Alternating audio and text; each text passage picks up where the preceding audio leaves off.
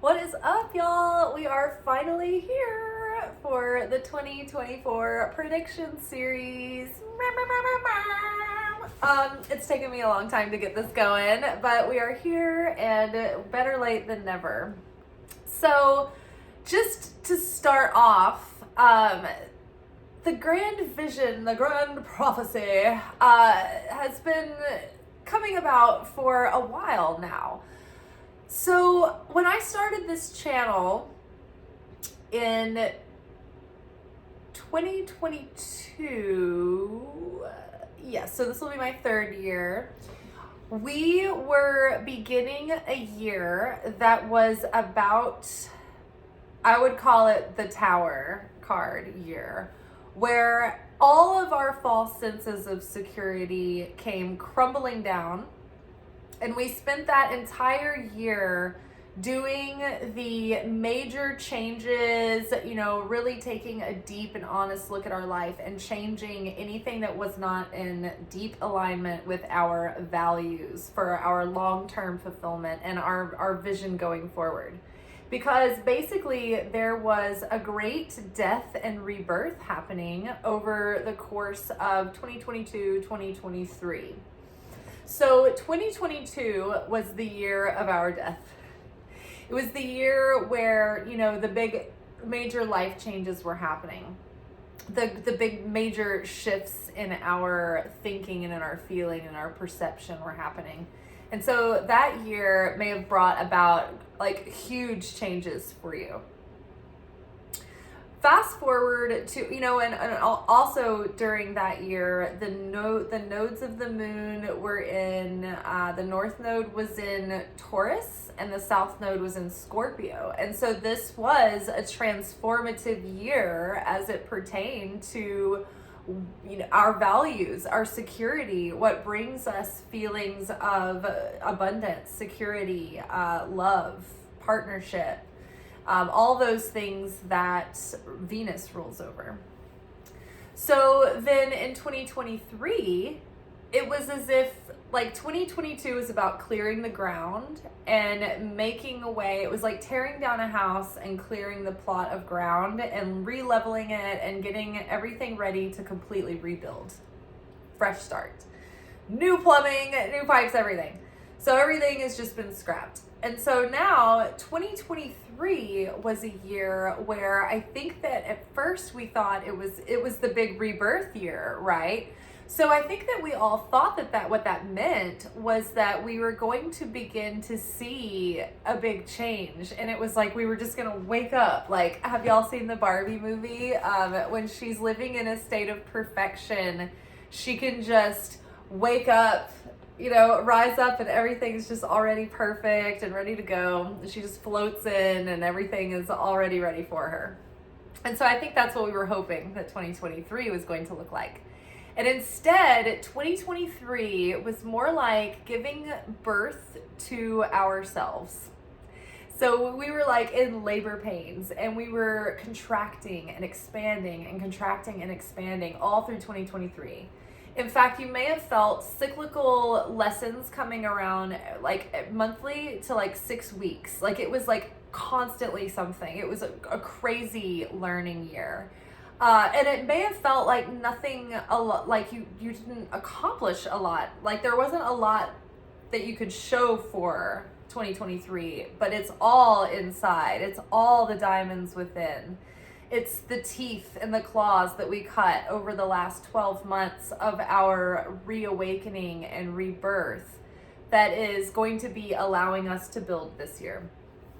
And so part of the metaphor that I, kept kind of applying last year was that not only were we giving birth to ourselves and it was we were going through the stages of labor and contraction and we were exhausted, tired mothers fighting for our lives to get this thing out of us. And we were also the baby being born. We're we're stuck in the birth canal. We're help, I'm breached. My umbilical cord is around my neck. This is shitty. Being squeezed out. My head is stuck. It's gonna be misshapen. I got dropped on the floor immediately. I was dropped on the floor at birth. hit my head on the cold, disgusting hospital floor that they don't even want you to put your bag on. That was me. That was my welcome to this world. And then everything has been about like that ever since.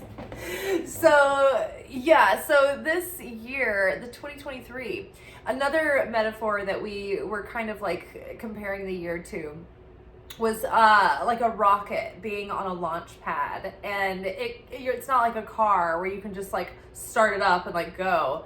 This is a very intricate and sophisticated like grouping of systems that all interact together.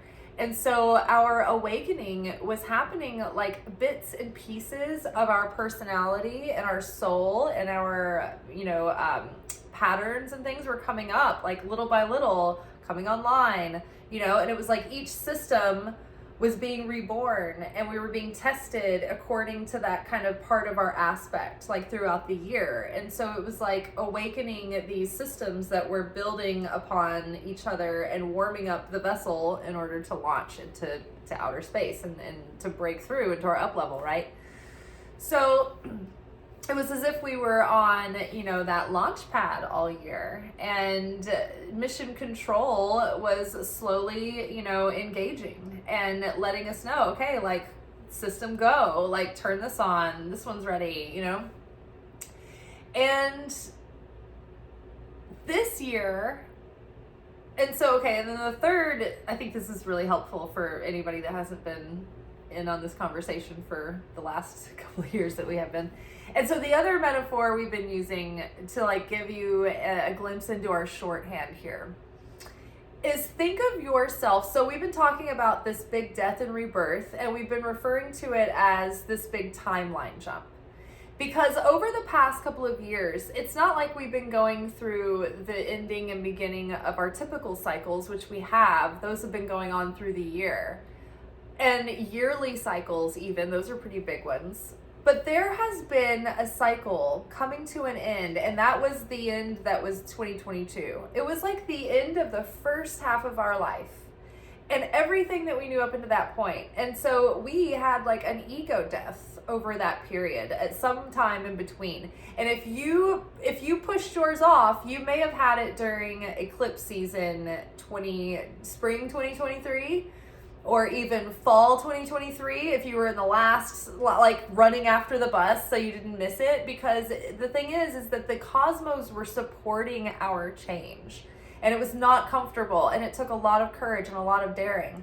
But if we were able to do that, if we were able to make those crazy shifts and changes, then the cosmos are supporting like this entire transformation of our consciousness, where suddenly it's like, humanity needs to up level. We need to awaken. We need a mass awakening. And so it's like when you have a tuning fork and you strike it and it puts off this pitch, this resonance, this frequency, it's like the other things want to find affinity with that perfect pitch, right? The one that sustains, that's unchanging. And so it's like we need as many people awakening and up leveling as we can in order to get the rest of mankind to get that 100th monkey effect. It's like when they want to give, a lot of people vaccines so you can get group immunization, right? Once everyone's immune, it's like herd immunity. Same with vibration, right? It's like if you can get the frequency of the planet to shift, then it's like a mass awakening can occur. That's what Jesus did when he was on earth. He was at such like a high frequency that never walked the earth before. And that's why he had to physically manifest here and walk amongst people as a human being and walk around and go to different places, because he had to change the vibration of the planet. So the cosmos are supporting us in changing the vibration of the planet. And we can have like a whole timeline jump where it's like we're leaving the old reality and we have like changed ourselves from a vibrational level to the degree that like we've transmuted our darkness and shifted our destiny, to the degree that we have jumped timelines into a new story, into a new chapter, into a new version of self. right? Where we can have a completely new trajectory. It doesn't matter where we've come from. We can take all that we've learned and all that we have, gained and embody that now.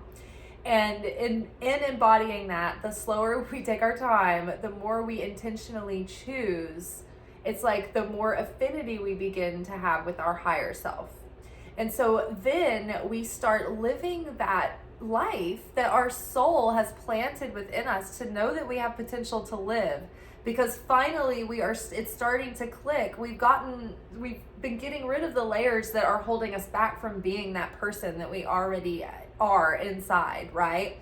But we're getting rid of all this conditioning and the wounding and the misconceptions and the subconscious patterning we don't even know is there, that just got put there like a virus on a hard drive, right?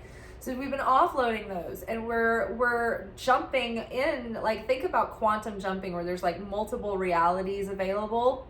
You can't stay straddled in one. Like if you're timeline jumping, if you're time traveling, right? You've got to like jump straight into the new one. So we've got to leave, behind these attachments and these grudges and these dynamics that we keep playing out, and just let it go, cut the cords, cut the strings, so you can fully move into a new start, a new fresh start in every area of your life that you can.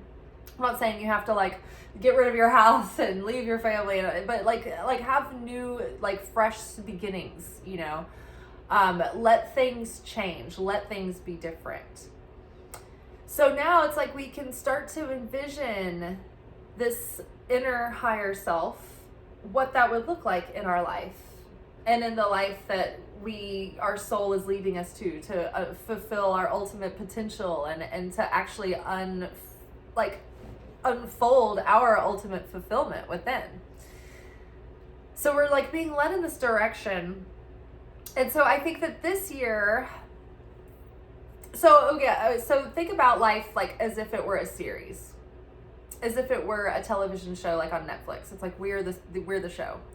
Think about life, the show got canceled. It's over. Except they decided to pick it up again because of its popularity. But only this time it's revamped. And so in writing, particularly like series writing, there is something called canon.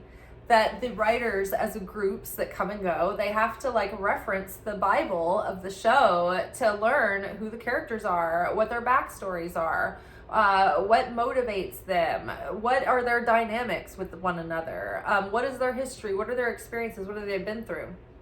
This is going to inform how the scenes go and how the scenes play out and how they interact with each character.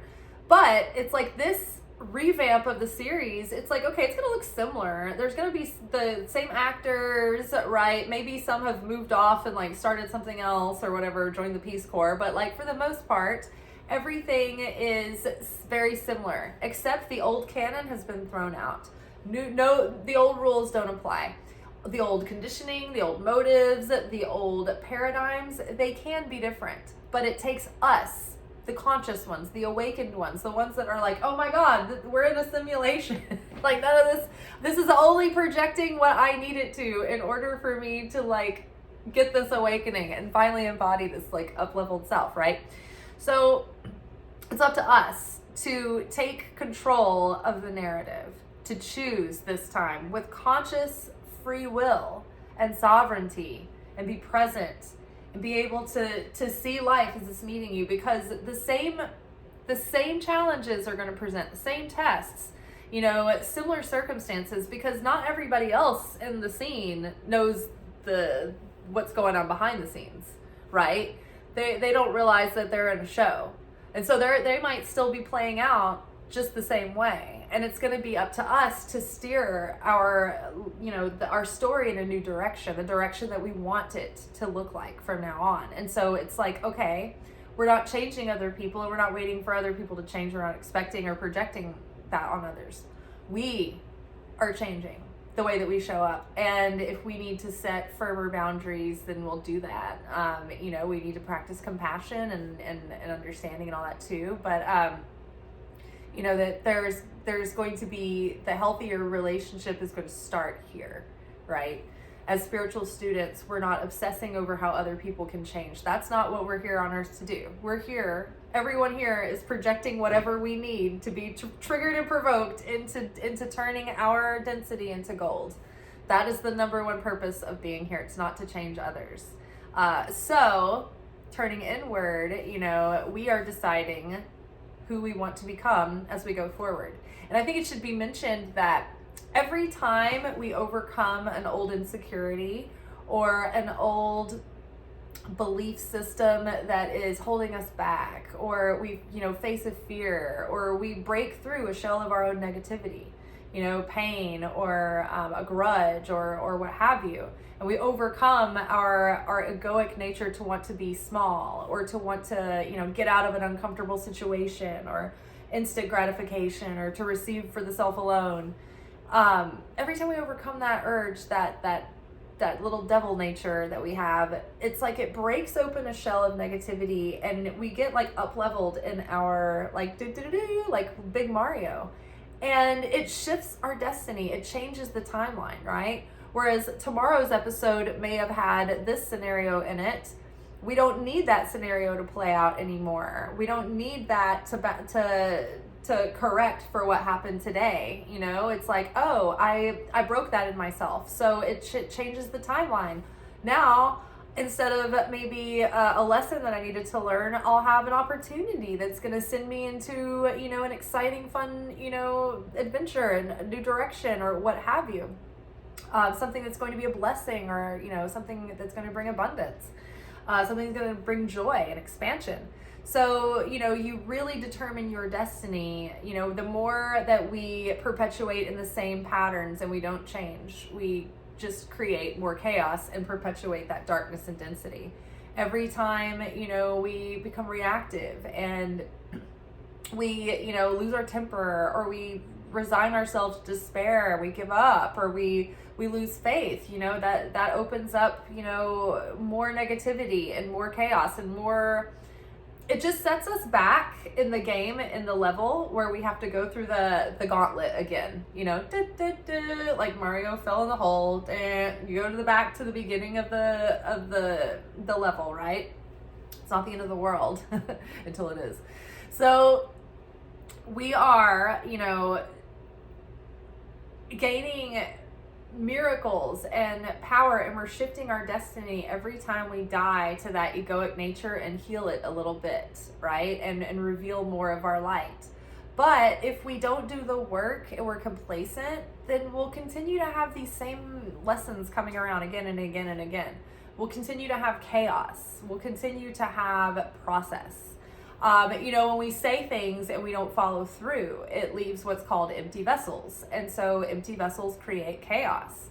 Every time we take energy that we haven't really earned, it puts like interest on a spiritual credit card that we have to take back. Like, for instance, talking about ideas with people, like, oh, I'm going to start, like, because we're in the new year, right? Like, I'm going to start this new, positive self-discipline this year. And you're talking about all your goals, and you're getting like high on the excitement of it, but you haven't earned them yet. You haven't actually done the work. And so if you don't follow through on that, it's like you are going to feel even more self-loathing about it, because it's like the interest you're paying off or carrying because you didn't follow through on the action that you were going to take energetically. But you spoke this like thing out into the universe, and it's just all this potential is just flying around with no vessel, right? It's just raw energy creating chaos, and unfortunately it's creating chaos around you, and it's unpleasantness, right?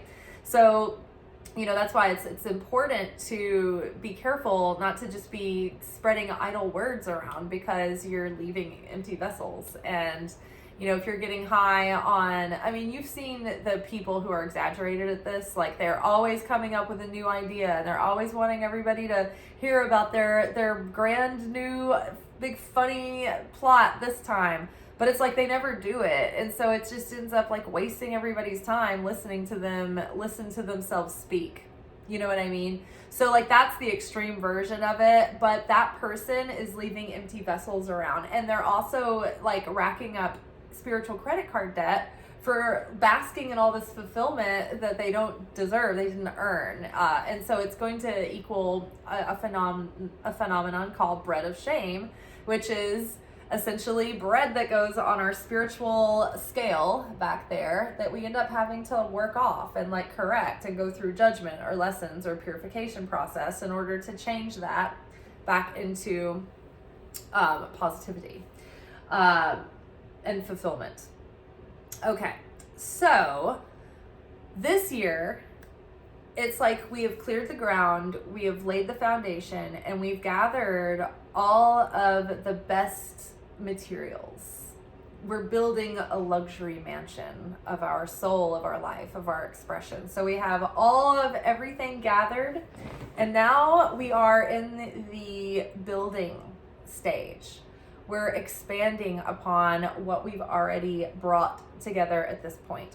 So now this year, it's about putting in solid structures, having really good structures in your day, having really solid structures at the way that you're approaching your work and the things that you do, or the way that you're approaching, your growth when it comes to relationships with others.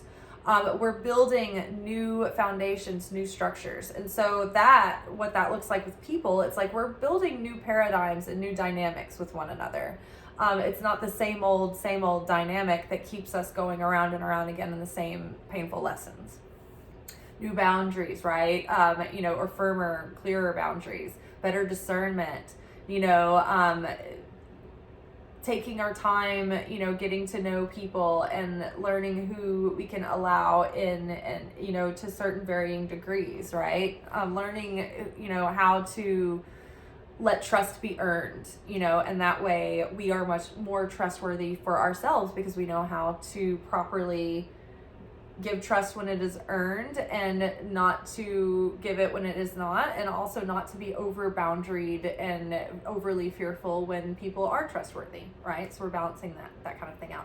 So learning how to have solid structures, building our ideas upon, building our dreams upon, building this new life upon, this new cycle going forward. Anything else that I wanted to say? Going deeper, expanding. This is a building year, but we want to build it upon integrity and like sound infrastructures. And so a couple of the key points, and I already typed them into our description box below, as we're going forward this year, when we create, the seed level from which we create upon is our consciousness. Our consciousness, when we're creating, flavors what we're doing. So we want to keep that in mind. So we want to be mindful of our consciousness. And so in order to have affinity with the light of the Creator, we need to mimic the Creator's consciousness. And when we are not mimicking the Creator's consciousness, we fall out of affinity with the light of the Creator. And therefore, we aren't really connecting with that cosmic flow of harmony, of blessings anymore, right? Because we're not in affinity.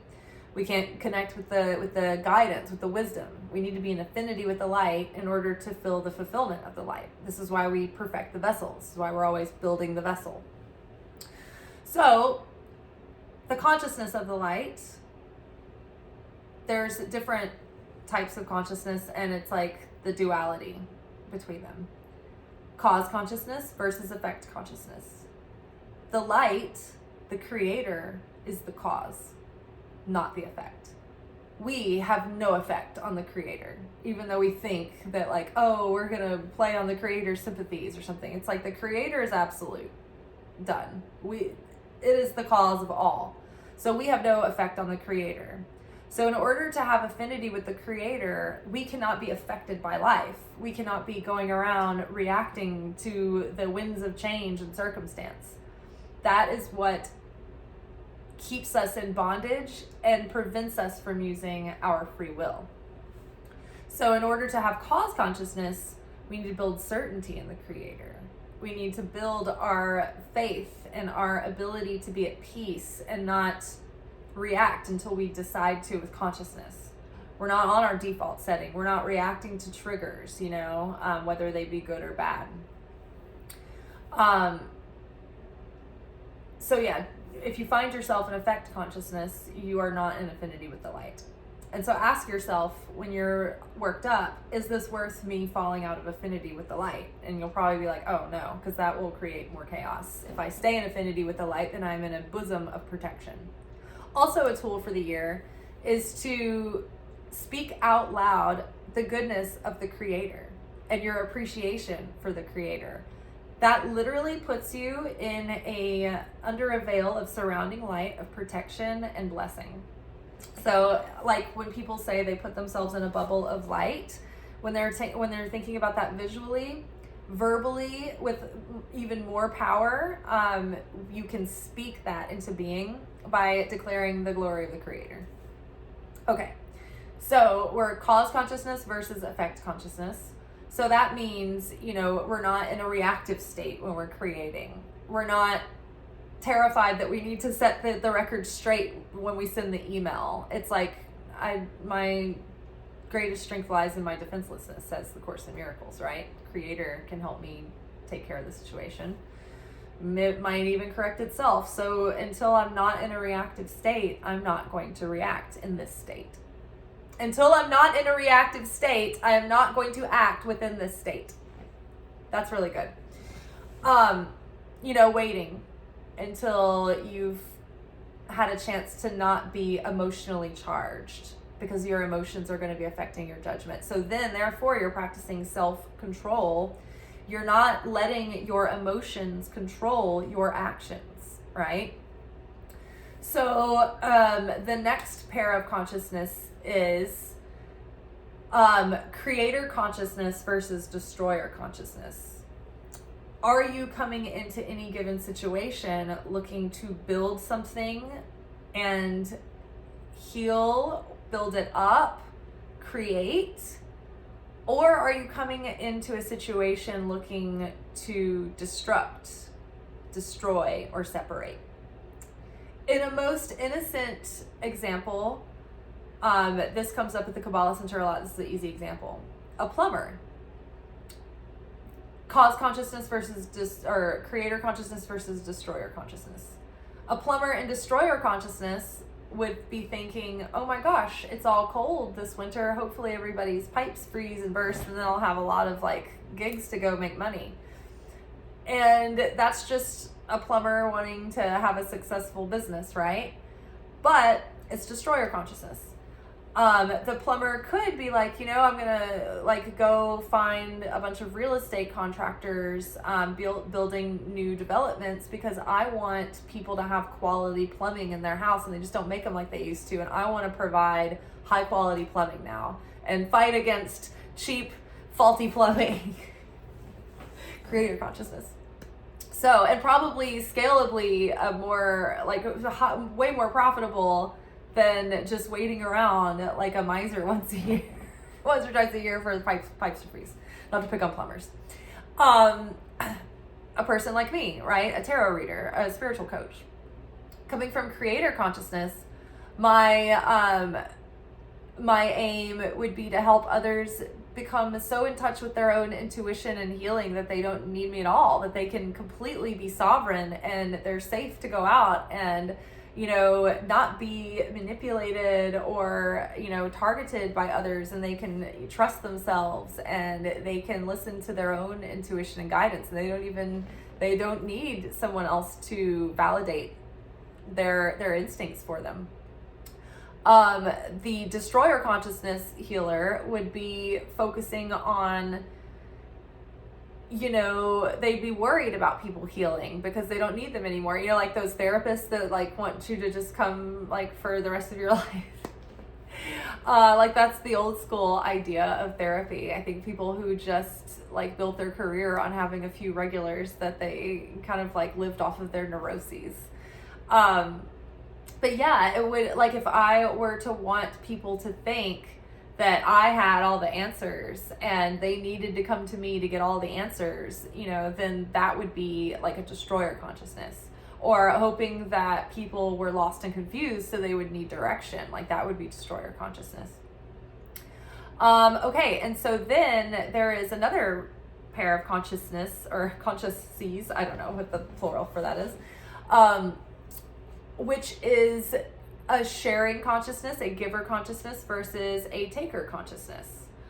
Are you going into any situation, any given situation, thinking, okay, what can I bring to the picture here? What can I give? How can I share? Versus, okay, what's in it for me? What am I going to get out of this? How is this affecting me? What am I getting here? A very subtle example, like that can be more obvious to like caricaturize of someone who's like selfish versus sharing, or someone who's more team oriented with like no agenda involved versus someone who is not team oriented with only does things for themselves or like gets other people to do everything for them. Here's something more subtle. Think of being in a meeting at work, and maybe it's a daily meeting, maybe it's a weekly meeting, but everyone around the table has a very busy day and no one wants to be at the meeting, and everyone thinks these meetings are futile, but we still have to go to them anyway. And even though we want them to be as quick and efficient as possible, there are people who talk for way too long, or there are people who want to put in their 2 cents just because they feel like they need to in order to deserve their paycheck, or people who just want to be seen and included and feel like they're invisible if they don't say something, or the person who just wants to throw in something and clown around. Now, depending on the mood that you're in, a little bit of it can be perfect. It can add zest and dimension to a meeting. But done too much and you're wasting time, you're draining, you're not giving, you're not sharing, you're taking. And so it's like, if you're going to speak in a situation like that, are you adding information that everyone needs? Are you, asking a question that everyone needs asked? Are you giving value, or are you just wanting to take attention and energy from your comment? Is it just an empty, worthless comment that we could go trim the fat and move the meeting along, because the most successful CEOs in the world, they're not having these long drawn out meetings. They're making it as short as possible. So they're being efficient. So think about that. When you go to meet up with a friend, it's are you wanting to share the floor with them, right? And take turns listening and giving and sharing and receiving. And so when you're going after a product you're creating or a service you're providing, what are you giving?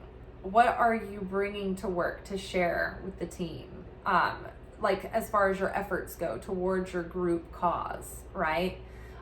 When you go toward working in your dreams and your manifestations, and you are coming at it from a state of sharing, a consciousness of sharing, it doesn't tire you in the same draining way that when you come into a situation looking to take from it. When you go into a situation looking to take from it, it is very tiring, it is very draining. So those things will help you immensely. There was one other thing I wanted to, oh yes. And wherever you are, whatever occurs, try to be in the consciousness of building unity rather than separation consciousness. If you are instigating separation and conflict and negativity, then it will affect your abundance. So in order to stay in a positive flow and in affinity with the light, just remember, if you catch yourself evil tonguing or evil eyeing or doing anything that's causing separation or discord, check yourself and get back to unity. Try to reverse that and correct it and bring unity into the situation. because you will be blocking your own success and blessings and abundance there. Okay, let's get into the reading. I'm going to do a Celtic cross with both the straightforward oracle, that's my custom oracle deck, and tarot cards side by side as we go. And then after the Celtic cross, I'm going to pull cards for the quarters. We're going to do 4 cards per quarter.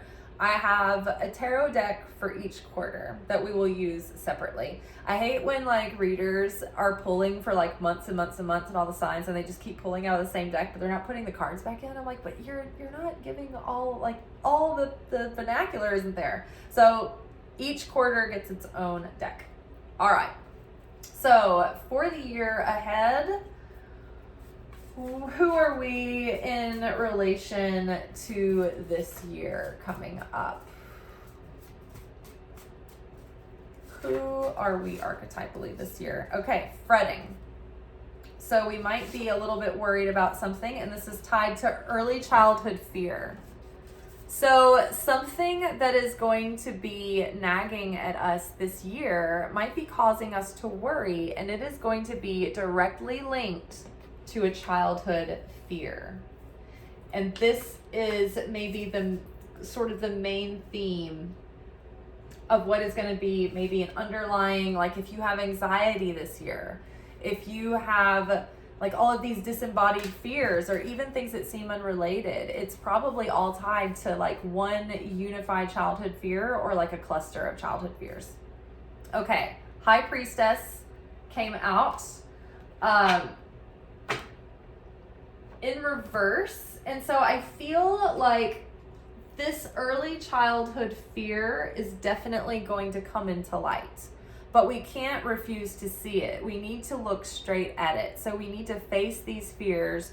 We need to look straight at what we're fretting about. And if there's things that are causing us to fret that are legitimate, then we need to address those issues. But the High Priestess is usually about things that are hidden or unknown. She's associated with the moon, and that the moon is associated with the sacral chakra, which is associated with our subconscious. So it's like the subconscious is coming to light. It's revealing the childhood fears that were implanted that have now created this like sense of like low level fretting in us that is creating, dissonance and keeping us from having full affinity with the light of the creator. Okay. So the energetic influence kind of lessons that are going to be crossing us this year, tied to guilt. So the situation that you find yourself in is related to guilt. This needs to be explored. Discover the root of this guilt to heal it. Your decisions are being influenced by guilt. If you allow someone to make you feel guilty, then you give them power over you. They have some level of power over you. You give them your power. Guilt is different from both remorse and shame. Guilt is a very low vibration that perpetuates situations of being influenced by guilt. Do not let others manipulate you with guilt. Do not manipulate others with guilt. Who or what is making you feel guilty? How is this guilt controlling you and or influencing your actions or decisions? Why are you giving power to this guilt? Why are you giving power to this guilt giver? It's time to call your power back and make decisions out of true integrity. So yeah, when we're feeling guilty, it influences us because we feel obligated. We feel it's not duty, it's obligation, and then there's resentment attached to it. Guilt is probably attached to some low-level anxiety, also tied to this childhood fear and something that came from childhood that left us with feelings of guilt and shame. And maybe that is, some codependent or enmeshed dynamic from early on, used to rear you in a certain direction. And then you were fearful and insecure. And so maybe you overcompensated to keep everything all good and, you know, everyone appeased, because you were just carrying around this sense of guilt for like who you are, and for like no apparent reason even. So maybe there was an incident that you felt so guilty about, or maybe it was just the nature of feeling guilty just for being there. Like, I know for me growing up, you know, as I've done this work of To Be Magnetic, there was an unblocking challenge last summer where you were going into your core wound. And I felt there's so much guilt that I carried as a child, because our family had very strange circumstances. And so I ended up, you know, suppressing my needs because I felt guilty for having any. Because everybody else needed too. So what, you know, who was I, right? So guilt is also tied to senses, you know, sense of deservingness. And so, you know, your guilt is like a lighter shade of shame, right? So where does this come from? And then where is it stored? Coincidentally enough, in the sacral chakra, where we were just talking about. It blocks your abundance, it blocks your creativity, and it blocks it can cause imbalances in your appetites, and it can prevent you from enjoying sexual fulfillment. Okay, so the lessons crossing us this year are going to be to, you know, liberate us from that guilt, to see through it and to not be controlled by that, to actually rise above that and take our power back and to take sovereignty, to claim our sovereignty over that. Okay, let's get a little tarot clarification on that. Ooh, Two of Wands, definitely. It's like, you know, taking our power back, and then looking further, like expanding outside of our comfort zone, expanding outside of what we thought was possible, right? Maybe we've been held back because of guilt. Maybe guilt has held us back from trying a lot of things and pursuing a lot of things, and maybe pursuing a lot of, you know, our dreams to the fullest of their capacity, right? Maybe it was because you had to give other people money and you didn't get to go back to school because you're a parent or whatever, you're a single parent. You know, maybe you felt too guilty to pursue your dreams, or to expand yourself, or to, you know, invest in taking care of yourself, or improving yourself, right? To maybe continuing your education. But this year it's about overcoming. Don't feel guilty anymore. Just do what you need to do to go after your dreams and your inner drive and purpose. But don't feel guilty. Like, this is like almost like dimming your light because you feel like your success is going to cast a shadow on someone else. Or like you're like holding yourself back because you're afraid that it's going to somehow make others feel a certain way, or they're not going to understand it, or they're going to look down upon it, or they're not going to agree with it, or whatever. But this is like, no, don't feel guilty. Like, you need to express your true purpose in this world. And so that might require that you know, are looking into, I just keep thinking, I mean, there's so many courses that launch this time of year and things like that. It's like looking into ways that you can broaden your skills and broaden your horizons and broaden your reach and expand into new horizons. You know, the Two of Wands is like, all right, I'm here. I've got my stuff. I'm ready to go. What's next? What's the next step? I mean, this card talks about this woman who is like here. She's at the party and she's got her wands and she's like, all right, wasn't this supposed to start at like 6:30, 7? Like, where is everyone? Like, I'm ready. Like, what, let's get going. Like, what's next? Let's get the party started. So, and it's like, don't hold yourself back. Don't feel guilty.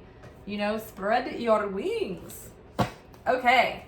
So what is the subconscious influence affecting the situation right now?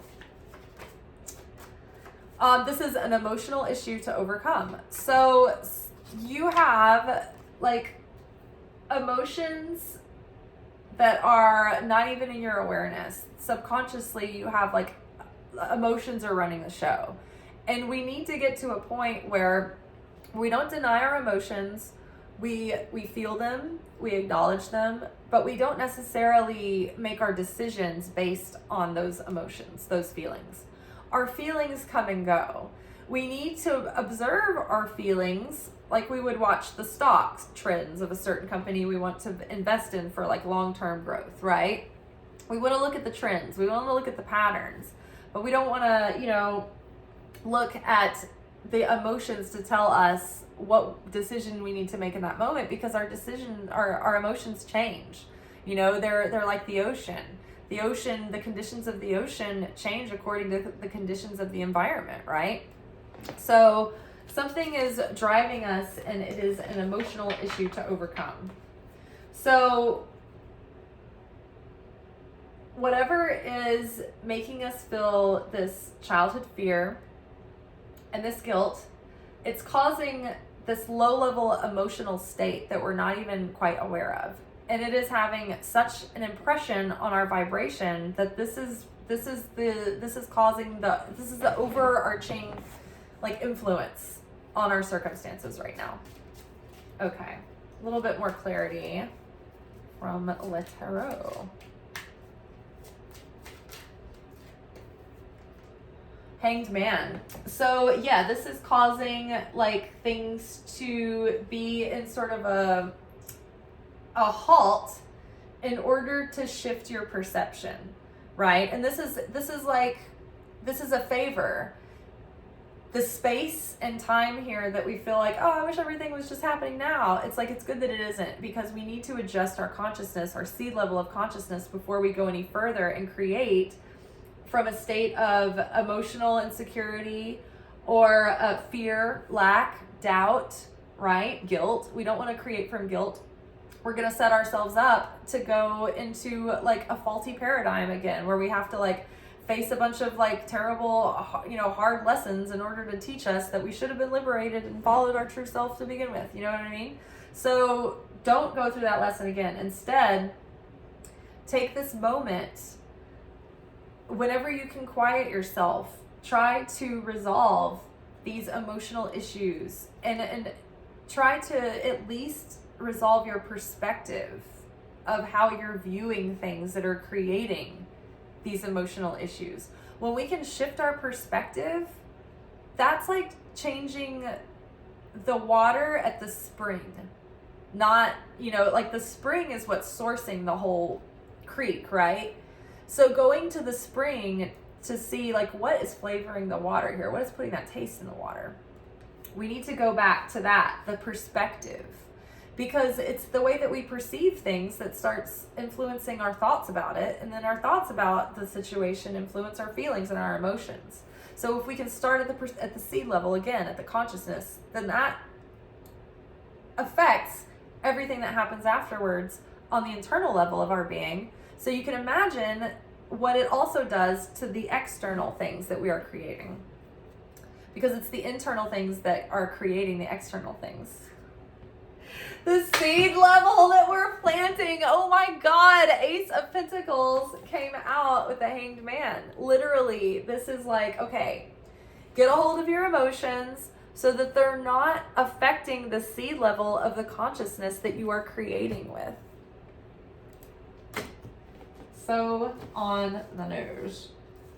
Okay. So our next card is going to be a lesson from the past that is beginning to, we've learned this lesson, but the effects of it are still with us a little bit, but it's starting to clear up. We're coming to the end of it. Clear communication. So learning how to communicate, right? Our feelings, our boundaries, learning how to communicate to someone. The way that this played out in your behavior, I perceived it this way, and this is the story that I'm telling myself about this. That is, a form of trying to clearly communicate without putting blame on someone or making them feel guilty or manipulated, right? So, it's taking responsibility for yourself. Hey, this is the story I'm telling. This is the perception that I am filtering this through. Can you meet me here and let's unpack this a bit. But, learning how to communicate clearly and authentically and assertively, without being aggressive, without being passive aggressive, without being manipulative, without being coercive, just being genuine and straightforward. Speak your truth. Sometimes it's hard. Sometimes we have to feel like we have to edit ourselves around certain people, and it creates a barrier between us, and it prevents us from having authentic relationships. And it also throws us out of alignment with affinity with our higher self, and it creates a dissonance in our alignment with the affinity with the Creator too. So clearly communicating, speak your truth, speak clearly, say what you mean, double check communication, simple, clear message, speak your truth. It's time to clear the air. Something needs to be communicated. Maybe someone in the situation is hiding their truth, their needs, their opinions, or their true feelings. Maybe it's time to set the record straight about a misunderstanding. Before having a delicate conversation, connect to the person telepathically. Offer them love and compassion, patience and understanding. Let them know in a gentle way that you will be approaching them to speak about the issue. Have the conversation with them in their highest, purest form. When you feel the time is right, speak to the person about this topic in as light and gentle and clear and assertive as you need to be. It's time to use your voice. People can learn and benefit from your story. It's time to get clear on what is true for you. Unblock the 5th chakra. Tell them how you feel. Say what you want. Our voices are magic. Speaking with them with intention is powerful. Our voices give us affinity with the Creator. It's what separates us from the other living kingdoms. There's 4 living kingdoms. There's the mineral kingdom, the vegetable kingdom, the animal kingdom, and the speaking kingdom. We're not called the human kingdom. We're called the speaking kingdom, because speaking is what sets us apart from the other, from the animals. We have the consciousness that can take a thought and communicate that in words. We can use our words to speak things into life, to speak things into being. So use your words carefully and wisely. Also, this reminds me of the proactive steps of confrontation, which are to first, bring this to a person on an imaginative, spiritual soul level in a meditation. Also, to ask the Creator permission. Are you allowed to approach the person about this? Are they going to be open or receptive about it? Is this just going to fall on deaf ears and cause conflict? Is it going to cause more damage than it causes, help? Is this the right timing, right? Think about the timing of your situation, and then what is your consciousness, right? Are you coming at this from an ego place, or is your soul guiding you to have this conversation? Remember the other tests of consciousness. All right, learning to communicate, to speak up, speak our truth, to speak up and ask for what we need, and to set boundaries. Tell our intentions. Okay, a little bit more clarity on clear communication. What more do we need to know about that? Okay, so 8 of Swords. So facing our fears, maybe we've always held ourselves back and we've been afraid to really communicate. I know as a Libra rising and a Cancer moon, that for me, confrontational communication, or even just sometimes speaking up, speaking for my needs, speaking for my truth, can be a daring event. It can, and I've learned to do it, and some might even would accuse me of being blunt, telling it like it is. Some people might find it hard to believe that I'm afraid or I have been in my life afraid to speak up for myself. But this year, it's about learning how to clearly communicate and speak up for yourself and face your fears about that. It's not going to be the end of the world. You're not going to be abandoned or rejected. And if you are, good riddance, so be it. Don't let the door hit you where the good Lord split you. We need to, we're holding ourselves back. And for no reason. There's no real threat in the Eight of Swords. It's just all up in our head. The person here is in loose bindings.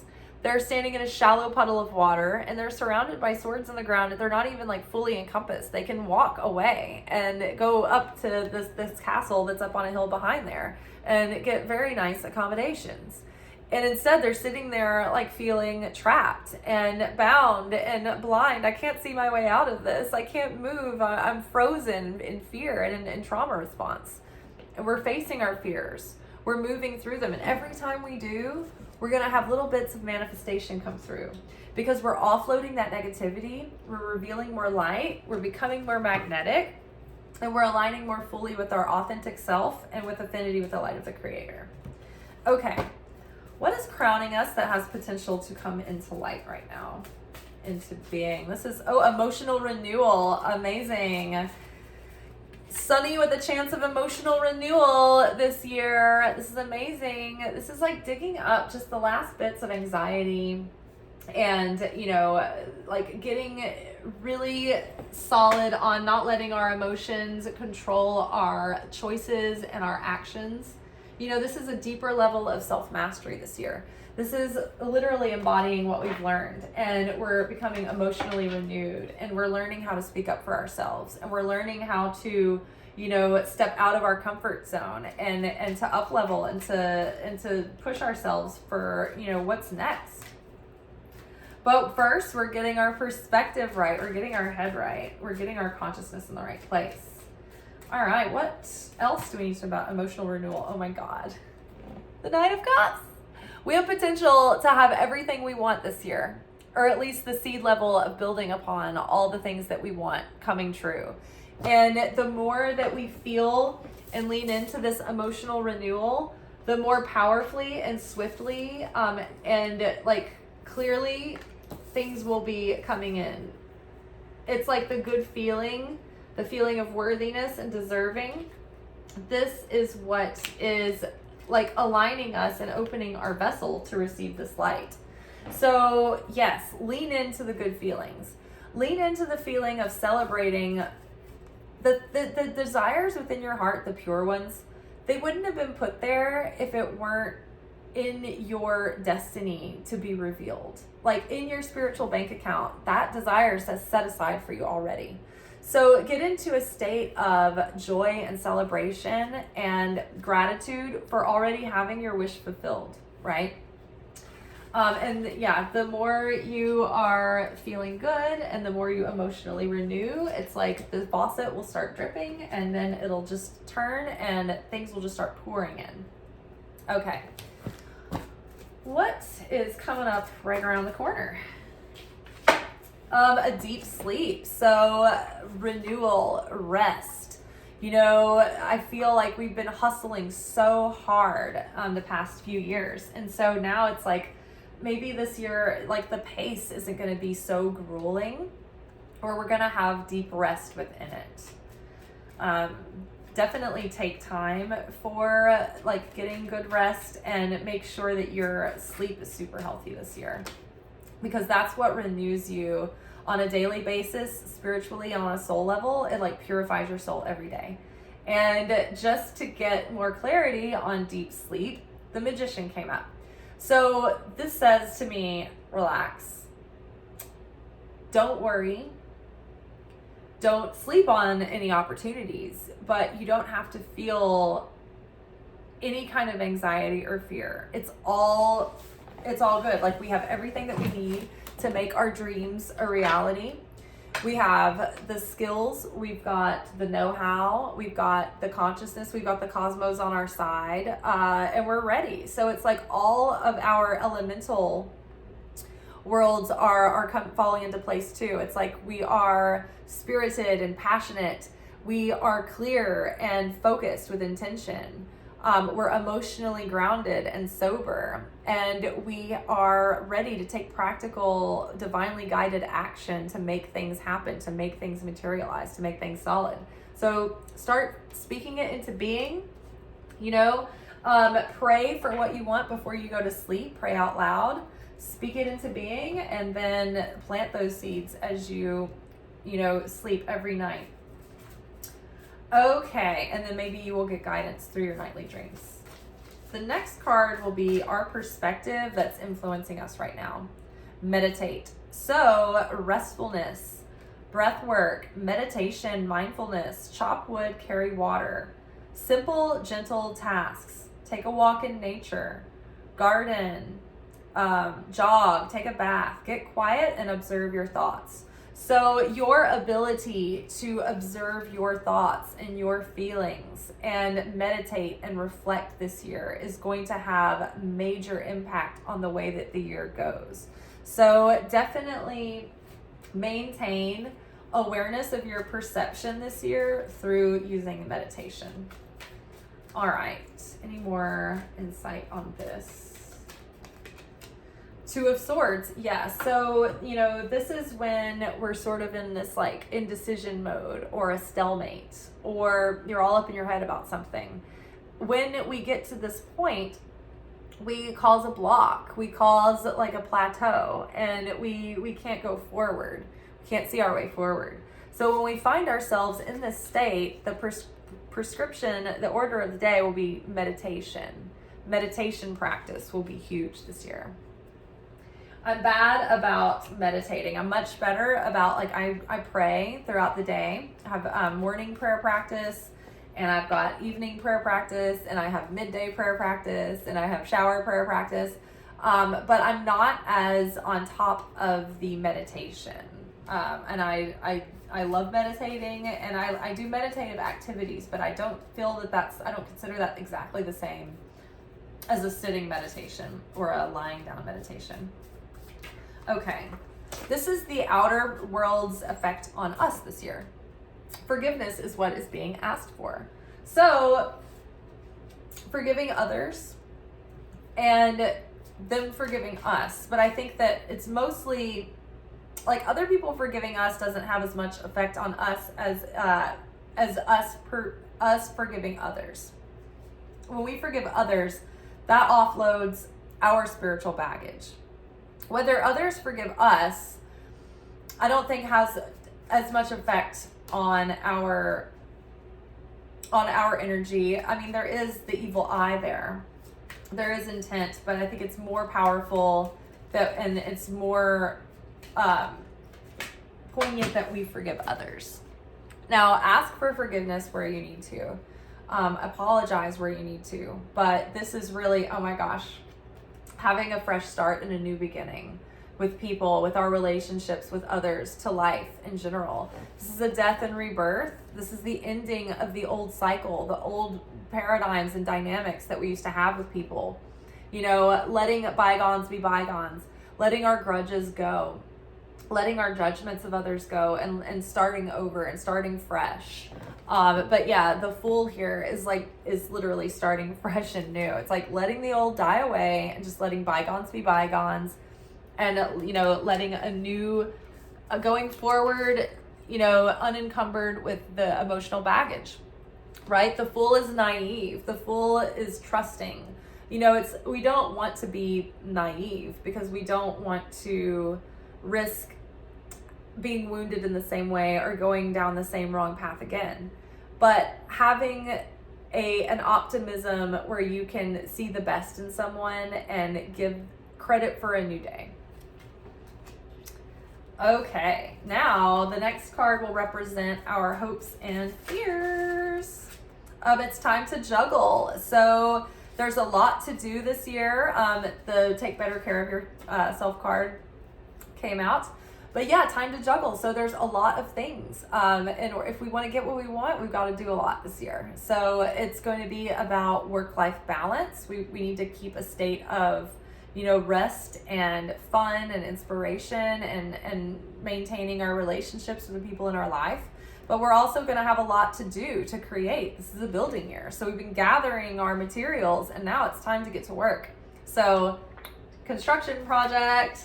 We're constructing our life, but we're going to have to juggle a lot of different tasks.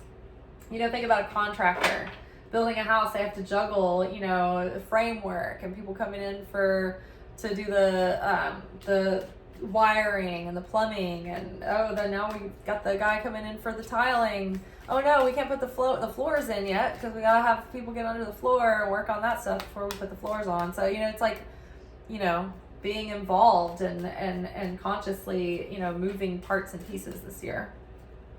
All right, give us a little bit more advice on how we can best juggle. King of Swords. So yeah, like not emotional at all. Clear-headed, very practical and emotionally sober and grounded. It takes authority, can see clearly, has an authority and a knowledge, and very knowledgeable. This is so knowledgeable and authoritative that many times the King of Swords represents government and authority figures and leaders. But, it's like we're going to have to be the CEO of our own life. We're going to have to be the leader and the governor and the king of our own life, and direct ourselves and use our logic and reason. But we don't need to get too blocked up in that, because we also want to be fully, connected with that high priestess, the divine feminine too, that intuitive guidance, the Holy Spirit leading us. But we're not being driven by our fantasies. We're not being driven by our emotions. We're not getting caught up in the physical appearance of it all. It's like the King of Swords knows that it's a vibrational level, and that everything that we see on the physical is a projection of our consciousness, right? So this is a mastery of consciousness and of the mental landscape, being very clear, very decisive this year. So we're gonna need that decisiveness to be able to juggle if we're going to actually make progress and not go in circles. Okay, and so then this is the likely outcome. But signs and synchronicities are coming out. So follow the signs and synchronicities that are going to be guiding and leading you. Pay attention to your dreams. So pay attention to your nightly dreams, because they will be giving you symbolic and maybe sometimes literal guidance. And then listen to your intuition. And then, okay, so there was a couple other cards with that. So there's hurt feelings and a lucrative partnership. So again, the forgiveness is what's being asked for, putting the past behind you, letting bygones be bygones. Like, there may have been someone that hurt your feelings, but there will be a good partner, whether creatively or otherwise. Maybe vice versa. Maybe you hurt someone's feelings, or maybe there's bad blood between you, but there's good partnership possibilities somewhere. But there's something about getting over hurt feelings and a lucrative partnership. And also, what this could be is that you could have resentment in one area of your life that is blocking a lucrative partnership from coming in.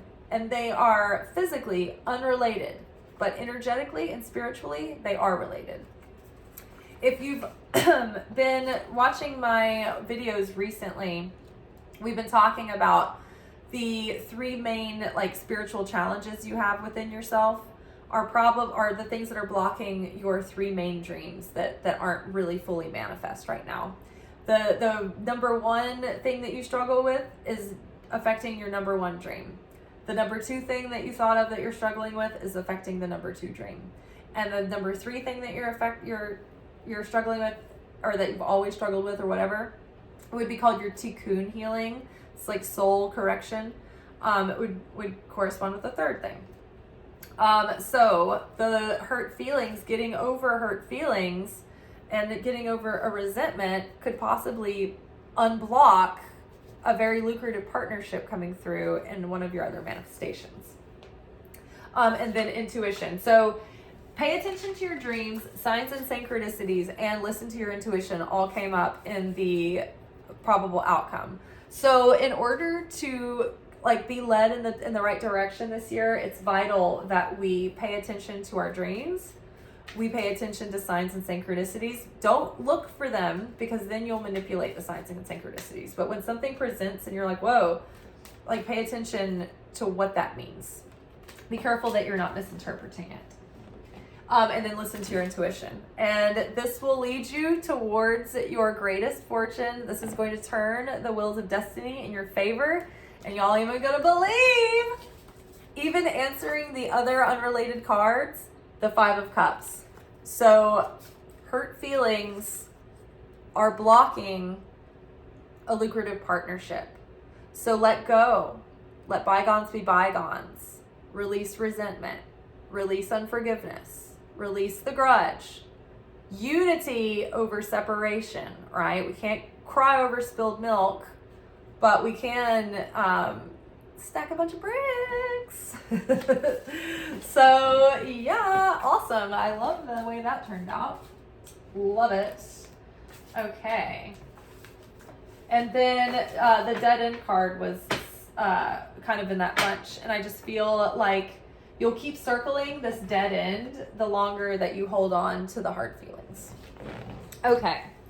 So for our, just gonna move this out of the way.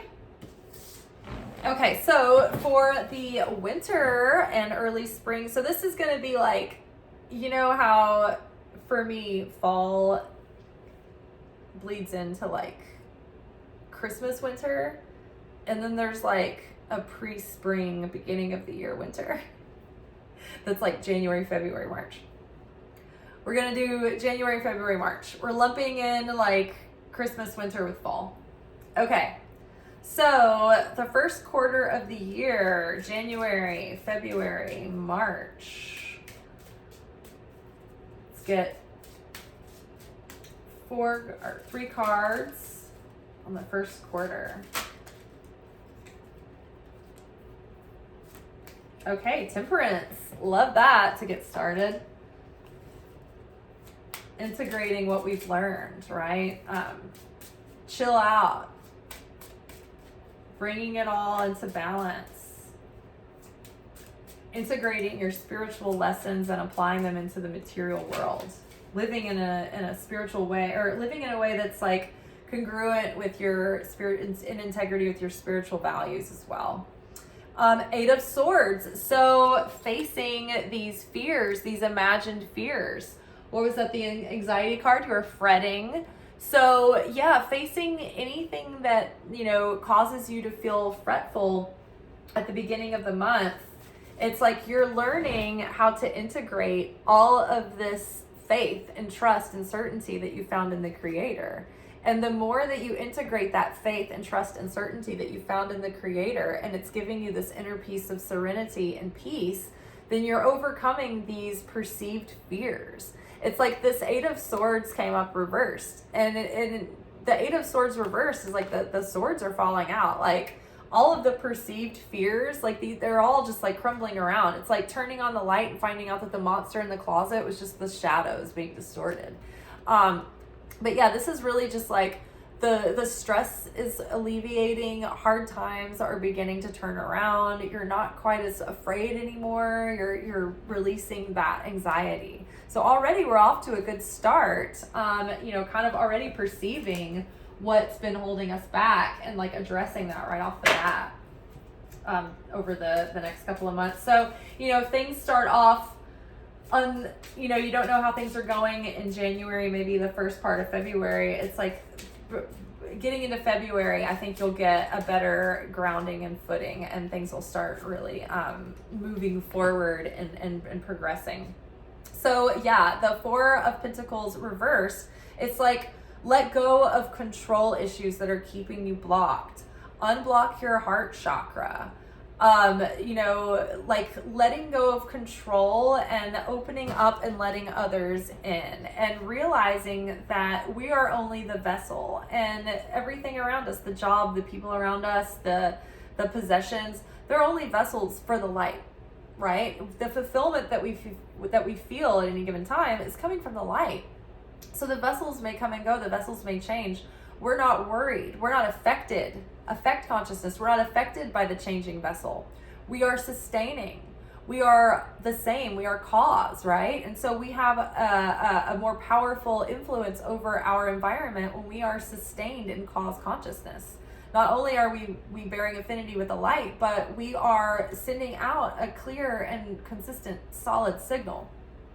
So yes, letting go of control issues. Letting go of isolating yourself or, you know, trying to make everything perfect. Just let it flow organically, and let yourself open up. I'm going to also reference Eileen Conley's.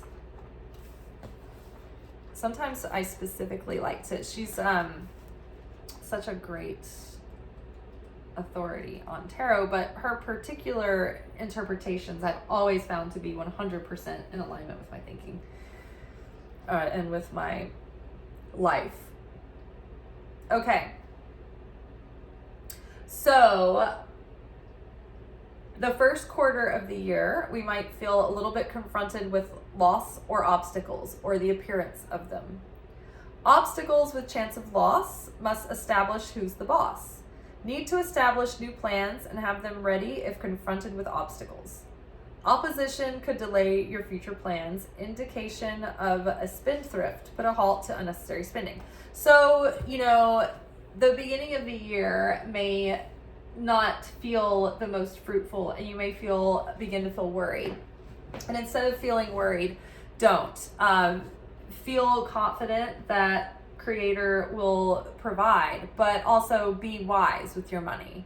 Don't let fear and feelings of like wanting to control your situation block you up from abundance. Just relax. Like, things will pick up in the spring, and things will pick up towards the end of the first quarter, but don't be worried if things aren't looking like very promising at first. Okay. So, winter.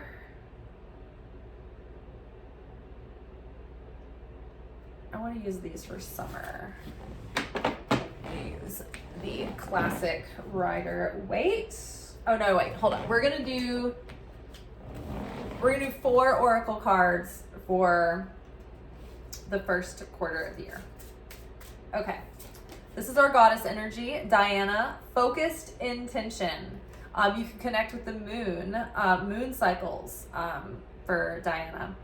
Keep your unwavering thoughts, feelings, and actions focused on your target, and you will make your mark. So again, don't waste energy worrying or fretting. Just stay focused. Keep your intentions on your mark, and don't get caught up in the illusions. Just no matter what's happening, you're making your moves. Like, it's like if you were investing in the stock market and you're choosing companies that grow and that you believe that you're going to leave your money with for the long term. It's like you don't care about the day trading. You're putting your money there for the long term, right? Same with Diana. It's like focused intention. It's like you're not affected by the day to day. You're just focused. You're steady. You're not turning, this and that way and being affected. You're just focused. You're choosing your vibration and you're sticking it there. Okay, so our animal spirit helper for the first quarter of the year is giraffe spirit. See the big picture. So one way to get out of fretting and out of your head and out of worrying is to look out and zoom out to the big picture. For example, in the service industry in Nashville, it's usually pretty slow, pretty quiet in January. And other servers tend to panic. And when I worked in TV, film, and video production, it was usually a pretty quiet time of the year then too. And other freelancers would kind of get panicked. And they would get super stressed and everybody would get really depressed. And it's like, y'all, this happens every year. And then in a few weeks, everything will pick up again and everything will be fine. And so it's just seeing the big picture. Look at the averages over a longer span of time so that you're not getting too caught up in the minutia. Don't beat yourself up over what you were able to get done in one day. Look at what you're able to get done over the course of a week, right? But don't get too lax on a day-to-day basis and keep procrastinating it off. But like, people overestimate what they can do in a day and they underestimate what they can do in a year. So look at the big picture. Look at this whole year as like a great work, right? This whole year is like this, it's like your playing field, right? Keep an eye on the big picture. Don't get caught up in the minutia. It really helps to keep things in perspective because then you don't get bent out of shape and make mountains out of molehills. All right. Tree of Life Oracle. What do we have here? Ooh, the Wheel of Fortune. So fortune, quest, and abundance. So it's like we're setting out on the hero's journey once again, out on a quest, looking for our personal treasure, our personal legend, our destiny and abundance. And so, how we choose to meet this month will determine our timeline, because this is the seed level of the year. So what are we focused on? What kind of intentions are we setting? And are we beginning to follow through on those intentions? Are we taking action on those? Because the more that we take action, the more momentum we have. Remember, when we push ourselves outside of our comfort zone and we self-sacrifice and we die to our ego and we heal our ego, it opens us up for greater and greater destinies to play out. So we are creating our destiny every time we do the spiritual alchemy by turning our darkness into light. Then let's get one from the Hidden Oracle. The Keeper of the Scales, fairness and balance. So temperance, integrating the spiritual with our material world, like really like stepping up and being the person that we know that we have the potential to become. Life is also evening things out for us, right? If we've been going through a lot of challenge and struggle and really like putting in the midnight oil and putting in all of our effort, it's like finally life is going to start to show the fruits of our labor. Things are going to feel like they're going to start balancing out a little bit. So, and that's going to start feeling evident even in the first quarter. I know I've kind of felt like that already in January. It felt like this year is going to kind of balance out and not be so difficult, or at least not feel so difficult maybe. All right. Let's move on to the spring.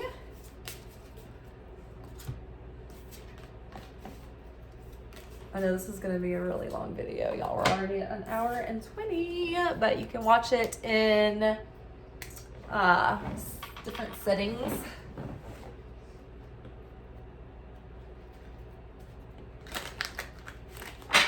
All right, let's get cards for January, February, March, April, May, June. April, May, and June. What do we need to be aware of for April, May, and June? April. King of Swords in reversed. So careful not to be too blunt, too harsh, too forceful, too controlling. Don't be so cerebral that you lack feeling. All right, we've got 3 of Pentacles in reverse. So maybe, and then this is with the 8 of Swords reversed. It's like, oh no, I mean, that was from the last quarter, sorry. I'm getting tired. I just did like two videos before this. So yeah, maybe like taking a second to consider before jumping in and collaborating with people. Make sure that everyone is on the same page and in alignment. But there could be people that you may consider twice before you jump into a collaboration there in May. And I'm gonna like look that up in the Eileen Conley too. All right, and then for June.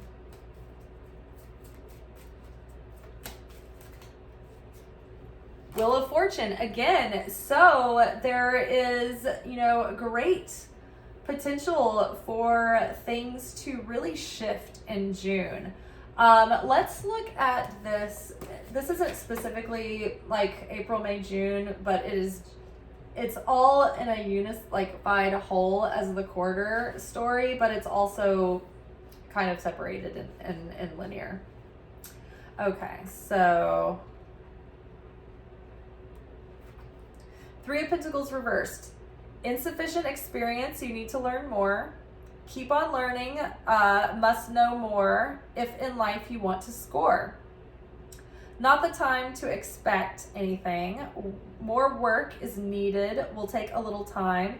Expect a delay at this time. Take it easy, don't try to rush things. Lack of ambition, not enough effort.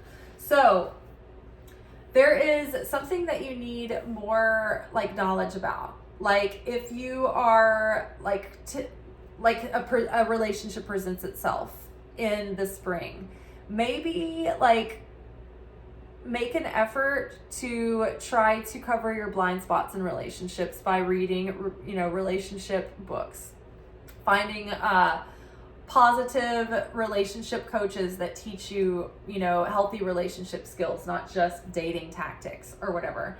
But there's something that we're unprepared for. Maybe there is an up level in our career that's coming that we're like, oh, I need to get my ducks in a row. I need to get all of this stuff prepared because there's expansion and growth coming that I'm actually not prepared for. I've been dragging my feet. That's what it really feels like. It's like, rather than, do be discerning about who you're working with, because everybody has their own vision and agenda, and they bring different things to the mix. But also be sure that you're thinking ahead. When the big picture thinking card just came up a minute ago, it's like project forward and say you did get the success that you're looking for right now. You got the relationship you wanted, your career up leveled the way you wanted, you got a whole bunch of money just dumped in your lap. What are you going to do with those things?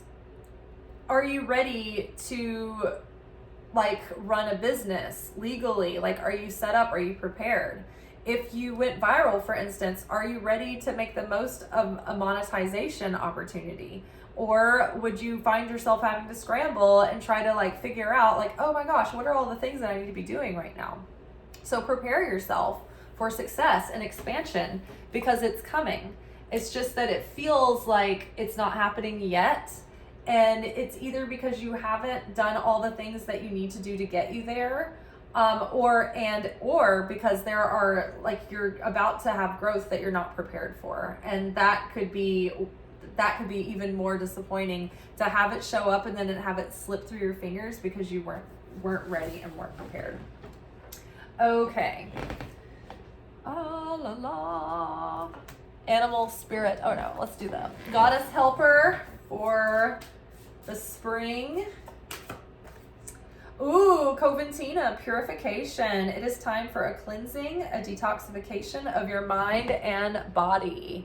Spring cleaning, mind, body, heart, and spirit, and your environment. Declutter, deep clean. Make sure that your thoughts are clean. Make sure your emotions are clean. If there's unforgiveness, if there's resentment, hostility, separation, any of that, purification. Purify, negative influences, negative people. If you're watching, television shows that are putting negative imagery in your face, you might be manifesting that kind of storyline in your life. So, look at, your surroundings, but really, this is that spring rebirth, renewal energy. I love going out this water here. I love going to this one particular waterfall in my area. Well, it's not quite my area. It's about an hour and a half away, but every summer to do a baptism, I love to immerse myself in that living water in those swimming holes underneath the waterfalls. So, maybe this is a good time of year to do a rebirth, a baptism, get out into nature and cleanse yourself in some living water. All right, our animal spirit helper for the spring quarter. Lizard spirit, dream the world into being. I know lizards are fire, they're related to the fire element. They are often depicted in the art of the tarot with the Queen and King of Wands. Wands are associated with spring and with fire. So, we can dream all we want, but if we don't have fire and passion and desire, there's nothing driving the magic behind that dream. It's the desire, and it's the passion and it's the fire and enthusiasm that create the spark to create, like to push the wheels into motion of creation. So yeah, dream the world into being, but when you're doing that, feel passionate about it. Feel the excitement, and feel that excitement and passion as you are doing and creating. All right, let's get a card from the Tree of Life cards. Ooh, the Path of Death. Grief, rebirth, and transformation. So yeah, Coventina, cleansing, purging, death, renewal, rebirth. It's all happening. You know, the more that we allow to die and to transform, the more power we have to create with. The law of conservation of matter says that energy cannot be created nor destroyed. It can only be transmuted or changed. And so it's when we take that darkness within us and we change it and we transmute it. It's when we're able to forgive, right? This hurt feelings, when we can practice forgiveness and compassion, you know, and we can create unity where there was separation. Those are the moments where we're doing the alchemy that changes the density, the darkness into light. That takes that breaks open that negativity, and it releases all of that power and potential, and you can direct it into the light of your creation, of your, you know, fulfillment of your potential. Okay, and then wisdom of the hidden realms.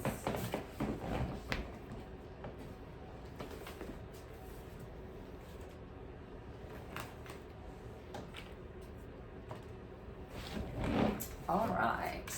Whew, almost done. Are y'all tired? I am.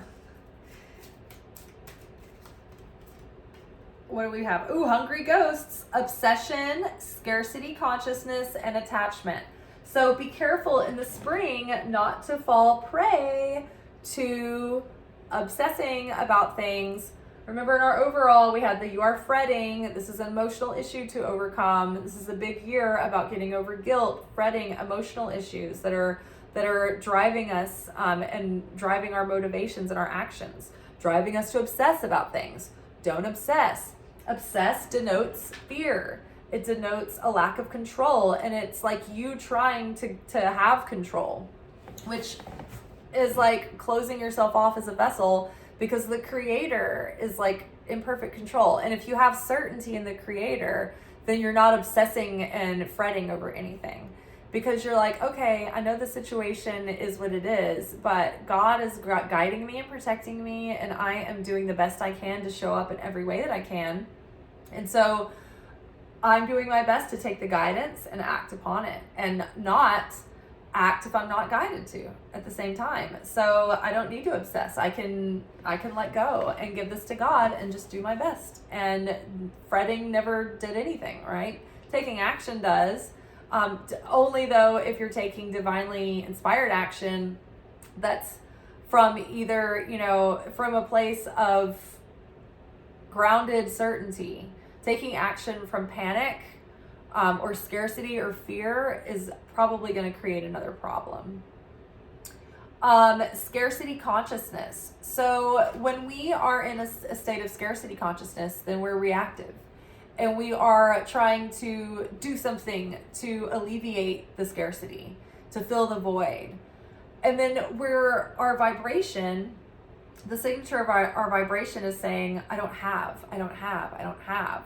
So it's like that's what we're projecting into the universe, is this weak, empty, you know, scarce vibration, but also with the message attached to it that I don't have. And so that's what you're creating. It's like more scarcity, more I don't have. And the feeling of scarcity is like lowering your vibration. It's closing you off and it's shrinking your vessel, right? So, you know, it's those gaps that the ego leaves open for the opponent to come in and mess with us and cause us to be reactive, and then, you know, foil our progress and ruin what could be a beautiful destiny, right? It keeps us on a timeline of having to go through process again and a lesson to correct, you know, what we just did or thought. Okay, so what is next? Fall. Are we? No, we're on summer. Summer. Where's the mermaid deck? There they are.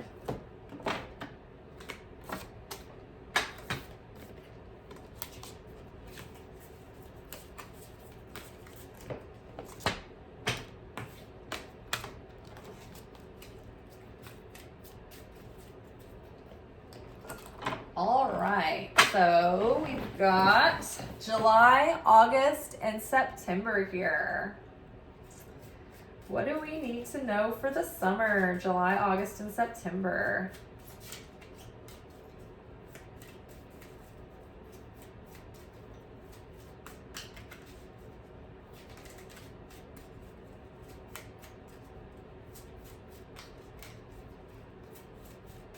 Oh, before I go ahead, so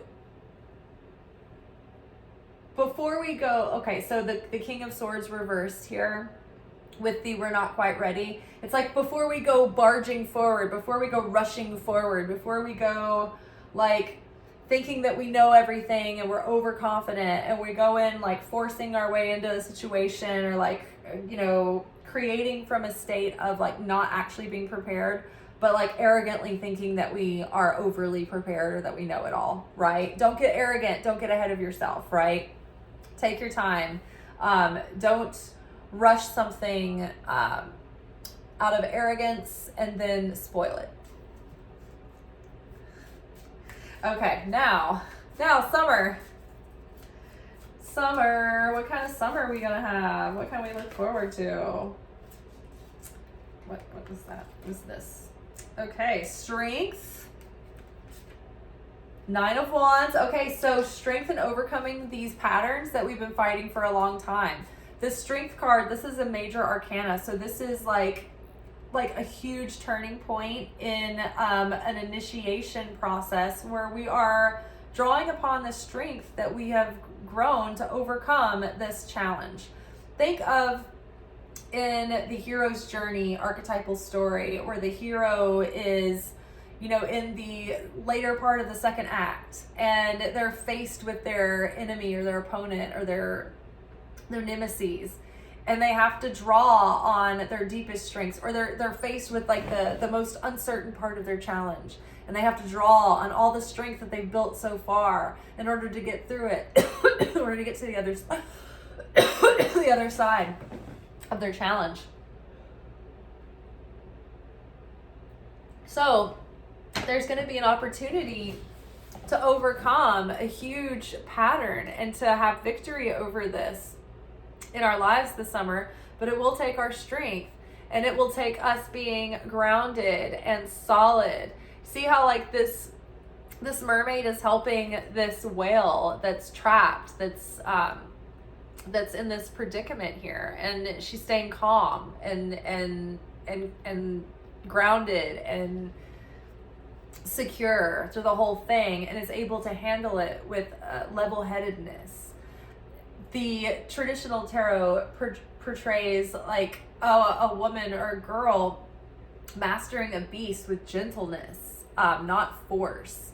So again, you know, we're not forcing our way through this year. We're not forcing our destiny to happen. We're gently moving through our growth and the scenarios we find ourselves in that are the scene work that we're playing out. And we're not forcing our way through it, but we're finding gentle strength through it all and overcoming, you know, lifelong struggles and things that we've struggled with. And because of that, it's like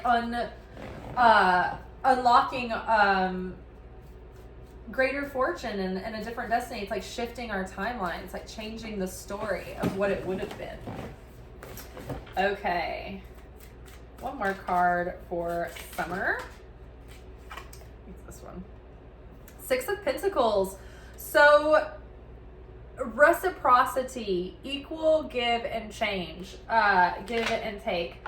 Where was the Justice card that had come out earlier, or the Balance card? But it feels like things are coming into more balance. It's like equal reciprocation, being strong and overcoming the pattern of maybe getting over giving to a situation that wasn't giving, back.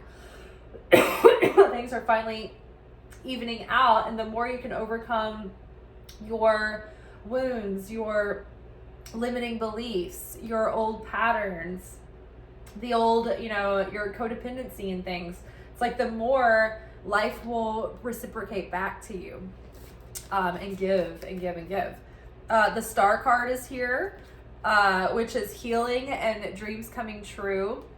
9 of Pentacles is, finding that interdependence, finding that independence, finding, material comforts and getting, established. This is a confident business person, confident single business person at that. But yeah, so dreams coming true, kind of getting established here. We're getting emotionally established and renewed. The world is here. So it's like seeing the full scope of this lesson through and finally learning and being at the end of this like long learning cycle and really like embodying the lesson and being at the end of it and being able to go in a new direction now, not being weighed down by the old lessons anymore. Ace of Cups, a new start, a new emotional start, right? This emotional renewal is coming again, is spring and summer. So wonderful. And then 3 of Wands. So it's like at the beginning of the year, to some degree, we're like, all right, 2 of Wands, I'm ready. Let's go. Where is everybody? 3 of Wands is like the ship has come in. There are people who want to collaborate, possible like positive partnerships, and excitement about going out of your current boundaries, right? Going out into new horizons, expanding your horizons, expanding your vision, setting out onto new adventures. Sometimes this artwork depicts like the spice ships coming in. It's like, there's new experiences and ways to expand and things to be had. All right, let's grab some oracle cards for summer. See what our goddess helper energy is for the quarter of the summertime. Ooh, true love, Guinevere. Yay! I love it. The romantic stirrings in your heart have propelled the universe to deliver great love to you. So again, it's like we're practicing our strength. We're overcoming our obstacles and our inner challenges, and now it's like we're finally in a situation that is equally reciprocating. It's an equal exchange. Perhaps meeting someone that we are equally yoked with, as well as other elements of our life beginning to balance out as well. But the more that we heal, the more that we are going to align ourselves with someone who is, going to be an authentic match for us. And then the stronger that signal will radiate out into the cosmos to signal for that person to hone in on our tractor beam. Okay, animal helper.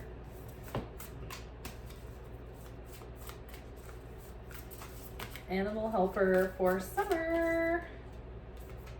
Rabbit spirit. Now is a lucky time. Oh, this is one of my favorite animal cards. But yeah, I mean, one of my favorite little things to see out in the woods through the summer is little rabbits. They'll just like hop along out of the trail and they'll look at you and they'll hop away, and it's just like, hi, I just wanted to make an appearance. A little synchronicity, a little sign, a little omen of prosperity, fertility, abundance.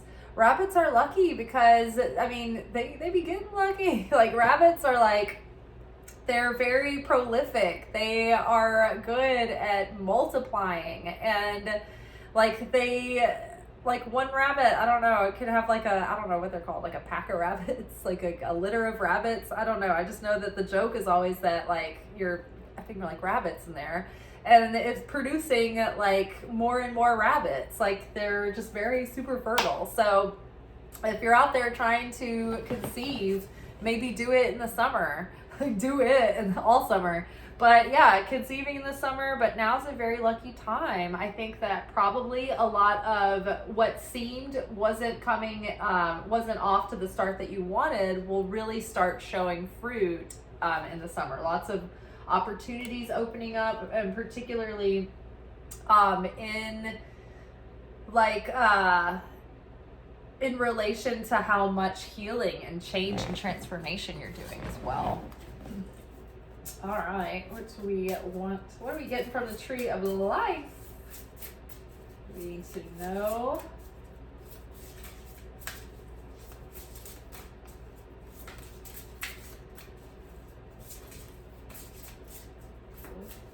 The summertime.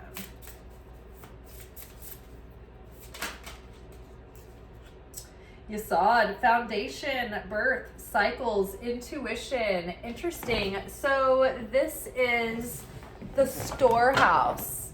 This is where everything gathers before it comes through into physical reality. This is the moon. This is the vessel. This is the sacral chakra is related to this spirit or this dimension of reality. And it's about fertility and like your sexual organs and your fertility organs are all here too. So again, and I think we talked about this in the same reading earlier, but there was sacral chakra coming up, which has to do with, paying attention to your nightly dreams. So pay attention to your intuition. The more that you clear up this chakra by offloading guilt, offloading shame, the more crystal clear your intuition will be. The more your imagination, will be vivid. The better you will remember your nighttime dreams, the more information you'll get from them. But so it's like building the foundation. This is the vibrational foundation that we are creating from. So again, the seed level of our consciousness, what kind of foundation are we laying for the year in order to build on? The wise man builds his house upon the rock, not the sand, not the, the water, right? We need a solid rock foundation, something that's not changing, something that doesn't shift and change, and something that's not soft. And that is our certainty in the Creator, right? Our faith that keeps us stable, that keeps us from panicking and making, reactive choices and taking reactive action. All right, and then a message from the hidden realms.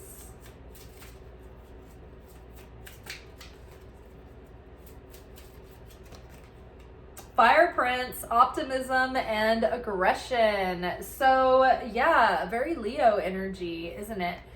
Being like full of ourself in a positive way, full of the light, full of summertime, full of zest, full of passion and vigor. Going at our dreams full force, going after our inner opponent full force. But really, the more that we can stoke those fires of passion, the more magnetism that we will have. Optimism, being assertive and aggressive about going after what you want. But again, practicing that gentle strength that's not forceful, right? We have here the Strength card, gentle strength, not by force, and the Fire Prince that talks about aggression. So be careful not to get so optimistic and so gung-ho that you become aggressive. Don't aggressively go after what you want, but confidently and optimistically, gently, with gentle strength. Persist with gentle strength. Subtle, quiet strength, not force, right? It's the best way to get what you want. By honey. Win bees with honey, not by the clanging of drums, the clanging of cymbals. Okay, clanging of gongs. I think is the parable or the adage. Okay, fall. We are October, November, and December. What do we need? Oh, hold on. 2 of my cards are out.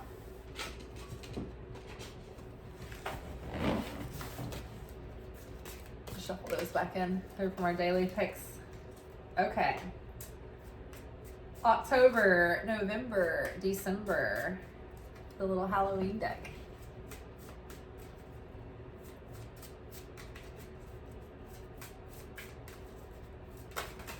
Wait. Oh, Wheel of Fortune again. Oh my God, you guys. The Devil. 8 of Pumpkins, Wheel of Fortune. Love it. Okay, so the more that we overcome our opponent and we break through the illusions of the material world, and we are able to practice cause consciousness versus effect consciousness. You know, the devil is always trying to prod you into reacting, right? Pulling your strings like a little puppet, you know, wanting you to jump this way or that way, right? And, you know, for what means other than to keep you from fulfilling your ultimate potential and your ultimate fulfillment. So it's like we are in this process of our life's work, 8 of Pentacles. We're also working within our project. We are the apprentice. We are launching something this year or stepping into this new level of our life, our career, or our dreams. And so we're still learning. Remember, we're not fully prepared like an expert yet. We have more learning to do. So maybe we're a student. Maybe we go back and like learn some things through a school or through a course. Maybe we do courses this year. Maybe there's a spring course and a fall course that you sign up for. Who knows? Maybe it's you plan on one that's presented in the fall.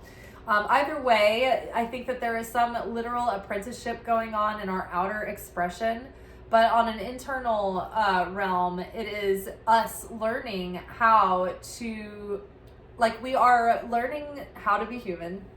We're learning how to be the divine humans that we can be. We are doing the process work of soul correction, and we're also learning how to anticipate our opponent so that we can foil the opponent before the opponent foils us. At every level, every time we up level, like our opponent up levels with us. It's always there. It's this antagonizing force that's there. For one, it appears to be there to stop us from fulfilling our destiny. But really, it's the resistance that creates the legend in us that is able to overcome and fulfill our destiny and get stronger and savvier in the process. So if we can anticipate and know every move of our opponent, then there will be no gaps for the opponent to get in, because we will know, okay, I'm looking at this material illusion here and this scenario, and I know that it's only coming up to antagonize me because something amazing is about to happen, and it's happening. This situation is trying to trigger me, and so I'll ruin my opportunity that's coming. And instead, I mean, look at how many times Wheel of Fortune has presented from almost every deck that we have pulled out.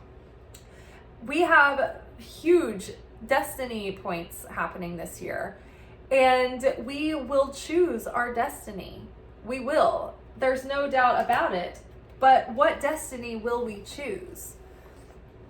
If we can practice self-control and sovereignty, we can choose to pause and not react, and to choose how to create the life that we want to see ourselves living in by being that person who lives in that life, who can create and sustain that life, right?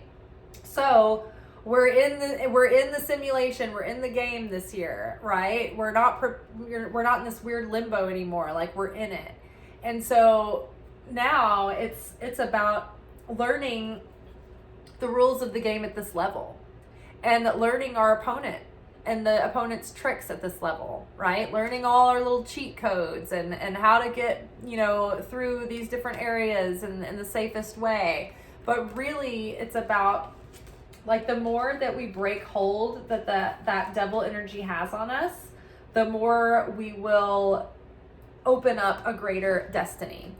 Also, Pluto goes back into Capricorn at the end of this year. And so it's like it's been in Capricorn for a while, and then it will transit into Aquarius and things will lighten up a lot. But then it goes back into Capricorn for a little bit towards the end of the year for like 2.5 months. I think it's like September, October, November and a half. And then it will go forward again. But while it's back in Capricorn, things will be a little bit restricted, a little bit stern again, a little bit hard. That Saturnian energy, that devil energy, that very material world, strict, heavy density, those boundaries, those blocks, those barriers. It's like, it's going to feel like that again. Maybe something is going to oscillate back and forth during that time, but stick to what you have learned. Navigate that time using all the lessons that you've been building towards, and that will be like the initiation that will unlock like this whole nother level of destiny for us. Destiny on destiny on destiny. We Destiny's Child up in here. Okay, now let's get our last oracle cards for the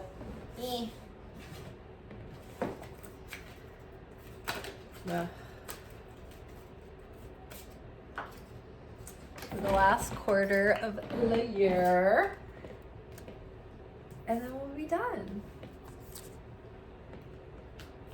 All right, goddess energy to help us through the fall. Who is our goddess helper through fall?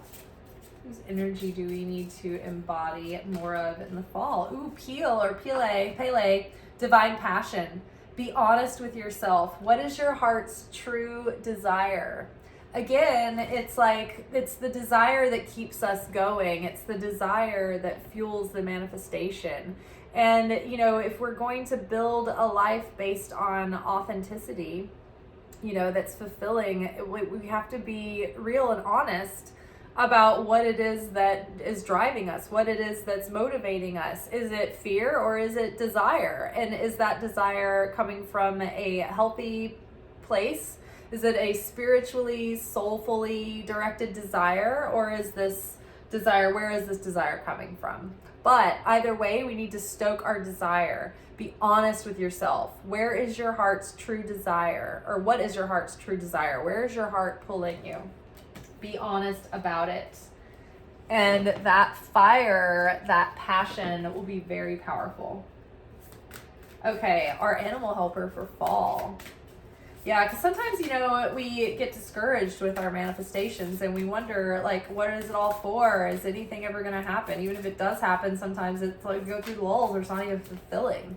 So it's like we need to stay connected with the passion, because then we have, it's that passion that goes into the efforts that we make that make the thing successful. It's like when a CEO sells their company and the brand just goes downhill from there. Because you're like, it's not even fun anymore. Like, the CEO's not a part of it. Oh my gosh, Rabbit. So again, Rabbit came out again. This is a lucky time. Wheel of Fortune. Fortunes are changing. The wheels of change are turning. Very, very exciting. Again, a very fertile, lucky, fruitful time. It's going to be fall. Good for harvest. Seeing the fruits of our labor, hopefully, and feeling real change from the transformation. Oh my gosh, we're coming in at a cool 2 hours, guys. All right, what do we have here? Ooh, the Empress, creative endeavor, nurturing, and fertility. So again, big things coming into fruition, feeling like we finally burst through this new life, and seeing, the fruits of our labor, and being, feeling like a balance of our internal guidance reflected in our ability to take action. And then because of that, we have built an abundant and secure life that is based on a foundation that is sustainable and authentic. The Swan Queen, transformation, intuition, and patience with the Well Watcher, wisdom, and the power of the divine. So again, we have earned so much wisdom and so much clarity and so much strength and self-mastery and self-control. We're not reacting to every little stimulus. We can choose how we conduct ourselves and how we strategize and how we go forward into the world with self-control. This isn't just a queen. This is all the queens. This is the Empress. She rules over her kingdom. She's not running around reactive to everything. She controls her reality through knowing that she doesn't control reality, that source controls the reality. But when she understands the spiritual rules and laws around source and finds affinity with that, then she has power over her reality as a co-creator with source. And so the divine feminine can look beyond logic and lend herself to the absurd when spirit tells her to, and act on that divine guidance and take action. But when she doesn't need to take action, she doesn't force, right? The feminine is very good at receiving and sitting and waiting and listening and being patient and nurturing. So, things in December are looking good. It's like the transformation has really shown,